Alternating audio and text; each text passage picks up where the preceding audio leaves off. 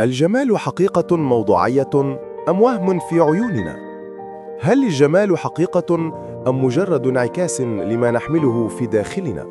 منذ قرون يحاول الفلاسفة تعريف الجمال، لكن لا أحد استطاع الإمساك به. ما تراه أنت جميلاً قد يراه غيرك عادياً أو حتى قبيحاً. فهل الجمال في الشيء نفسه أم في العين التي تراه؟ ربما الجمال ليس لوناً ولا شكلاً، بل لحظة شعور نادرة عندما ينسجم الخارج مع ما في داخلنا. في النهاية، الجمال ليس في الأشياء، بل في النظرة التي تمنحها لها.